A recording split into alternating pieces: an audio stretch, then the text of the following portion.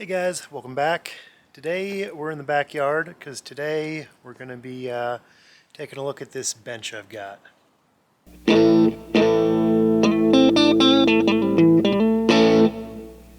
So this bench that's slowly being reclaimed into the earth, I picked up a while ago for free. It was trash. And I thought I was going to rebuild it, but I think it's been 2 years, so now it's about time to actually get into rebuilding it. So first thing we're going to do is get it out of all these weeds and get it into the garage, and then we can start dismantling it. Alright, there we go. Liberated from the weeds, mostly. So this is going to be a pretty quick and easy project, or at least I hope. Pretty much all we've got to do is undo those carriage bolts, get all the slats out.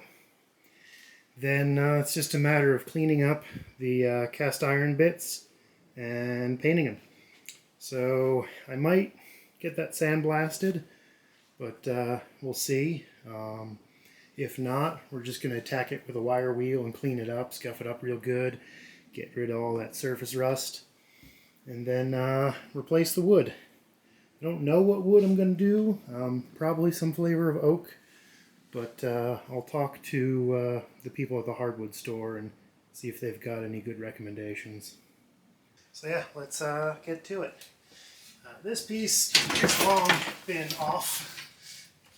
This is just screwed into the back, and that piece is what kind of gives it some kind of lateral stiff, or some like torsional stiffness. But we're gonna flip this upside down.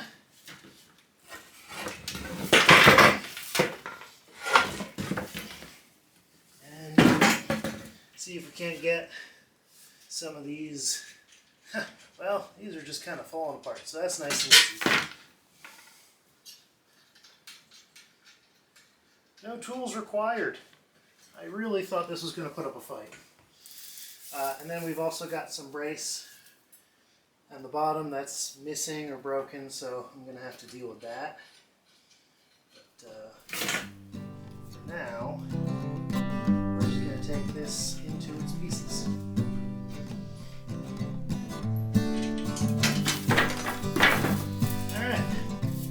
Second side liberated. So now we just gotta go clean these up.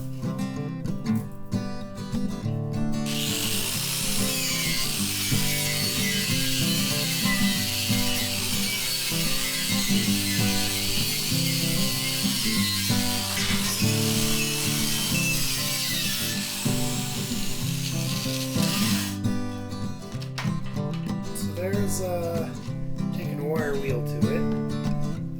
See, I've got most of it scuffed up, but this paint that's on here is pretty darn thick. I might try to use some paint stripper on this, but honestly, the more I think about it, this, paint doesn't really need to, you don't really need to go straight to bare metal, and actually with some that might not be the best. So what I think we're going to do is I'm going to keep it scuffed up. Going to scuff up all the other pieces. Then I'm going to clean it with some, wax and grease remover, and just paint it on like this, because then hopefully the new paint will adhere to the scuffed up old paint. And nothing's really like rusted through or a big problem, so I'm not that concerned about it. But if we got it down to bare metal, then I definitely need to use some sort of an etching primer to kind of get to it, or to give it a good stick. So I'm going to leave it like this, just good and scuffed, and then we're going to paint it. But first I've got to do this to the other two pieces. So I'm going to take care of them, then we're going to throw some paint on it.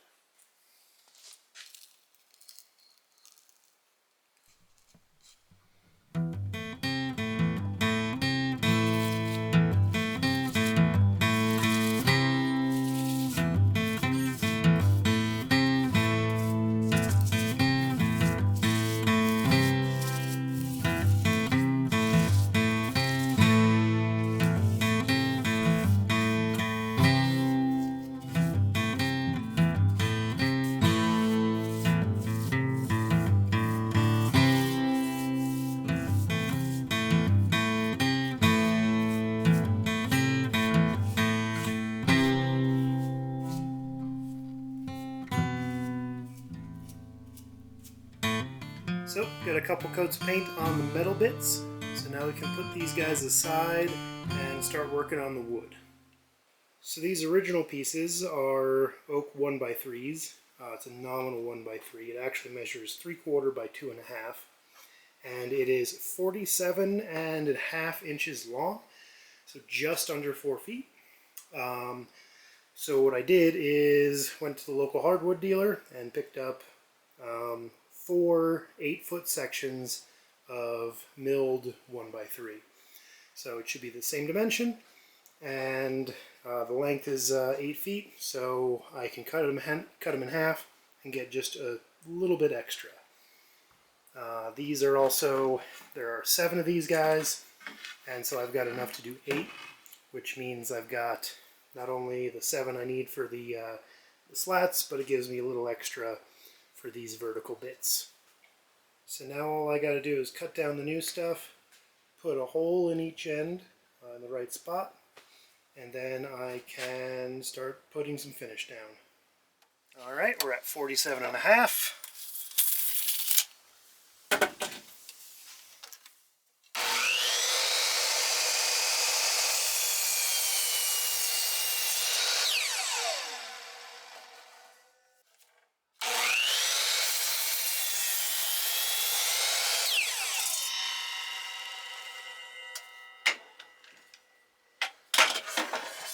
Alright, that's all of them. I realized that I can actually, stack them this way. So yeah, now we've got to rig up the drill press with a guide so we can drill all of the holes in exactly the same spot. Alright, so I've got the drill press table set up. We are 5/8 of an inch away from the back to set our depth, and we are about 1.25 inches from the side, because this is 2.5 inches wide. So this is a test piece. I'm going to just see how it does.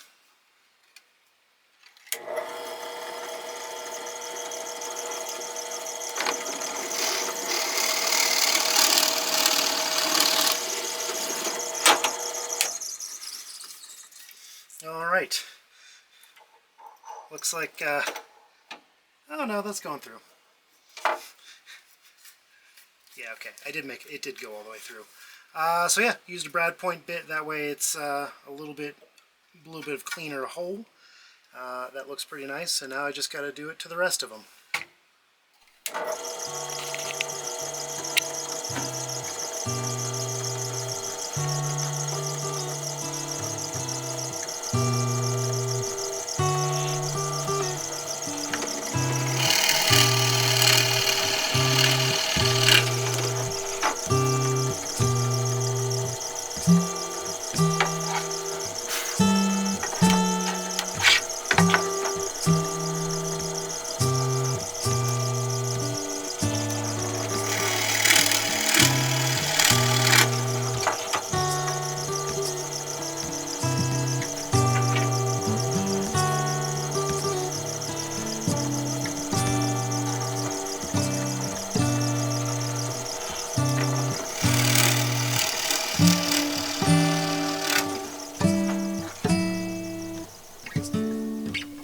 Got all the holes drilled, so now I'm going to throw them up in the vise and run a plane over them and round these edges off. I could probably do that with a trim router, and some might think that might be faster, but I think a good sharp plane is going to be a lot more pleasant, a little bit faster, and definitely quieter.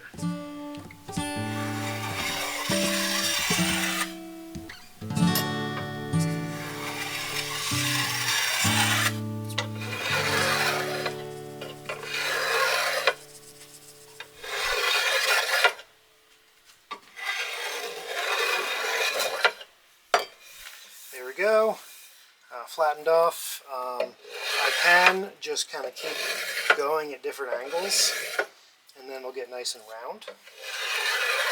But I am probably going to sand this. So I'm going to turn you guys off. I'm going to put the radio on, play in the rest of these, and then sand it, and I don't want to have to put you through the torture of watching me sand them. So we'll pick back up when it's time to put some finish on. Alright, we're back in the garage, got the edges taken off, got everything sanded down, just went to about 150 grit. Nice and smooth, should be able to take our finish, and I'm going to go with the basics, some Danish oil. This is in a medium walnut. It's ever so slightly darker than just a pure natural finish, and that's kind of what I'm looking for. So yeah, just going to wipe it on with a blue paper towel, kind of my go-to for a lot of this stuff, and I don't want to overthink it. This is a bench that's going to live outside. I am going to put on some blue gloves though, because I don't want that kind of mess on the fingers.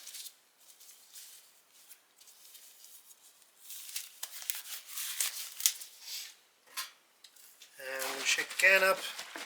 I'm not sure if you're supposed to shake the can or what, but that's what I always do, and it works out okay. And oh my. I just tested the color, and I guess I didn't have the lid on, so I got a little bit of spillage. That's okay. So, gonna just start wiping on, doing our first coat. I'm probably gonna do, well, I'm gonna do a bunch of these coats. Minimum 3, maybe like 5 or 6. Because I want a good level of protection on this wood.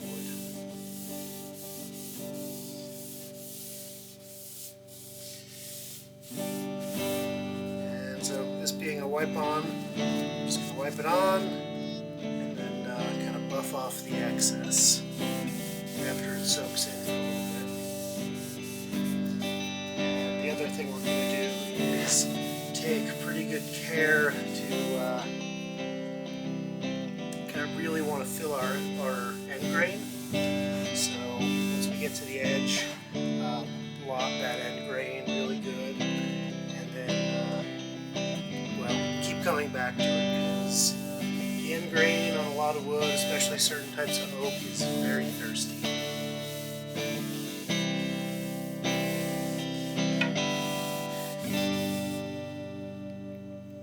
Alright, first coat is on. Now I'm going to let it sit and then just keep adding other coats. And then we're going to let that sit for a few days after the last coat. That way it's completely dry before I reassemble the bench. Okay, so it's been a couple days. I've got 5 coats of finish on here. And it's been sitting for the better part of a week. I've also got a hardware kit of some stainless carriage bolts in 1/4 and forgive the mess, I'm working on about 6 different projects at the same time. But what we're going to do is we're going to take a carriage bolt, stick it in there, and then we're going to screw that into the bottom of the well, screw it into the sides of the bench. So let's get to it and then put this thing together.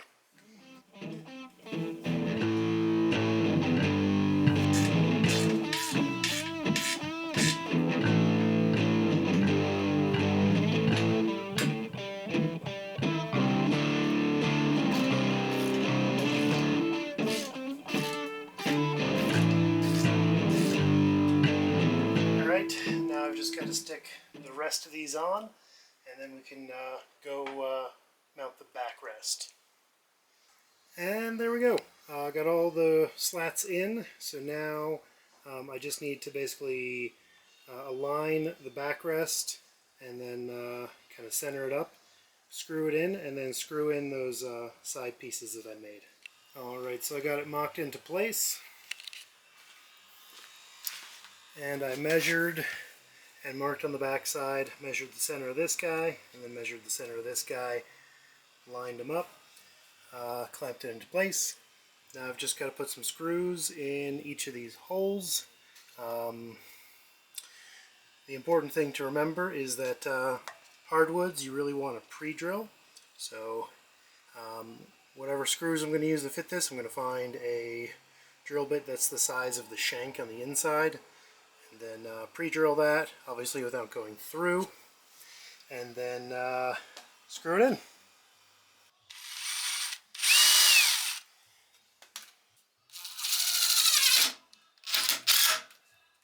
So there we go, all screwed together. These vertical pieces are just held in by the 2 screws that mount them, but they're in there pretty good. So there's basically just 2 tabs there, and then, well, 2 screws. So now that this guy is done and shiny and nice, it's going to be time to get this in the backyard and put it to use.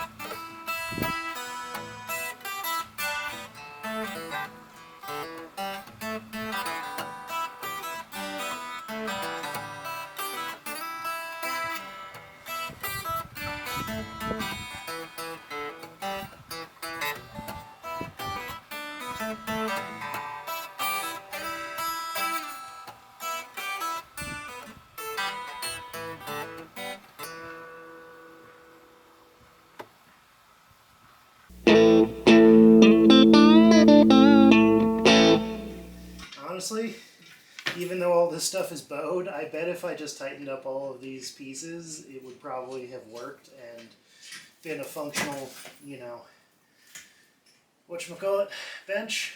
But we're gonna redo this and do it right. So there we go. Got a couple coats of paint on them. They're all nice and dry. Motherfucker. Don't record when you've got hiccups.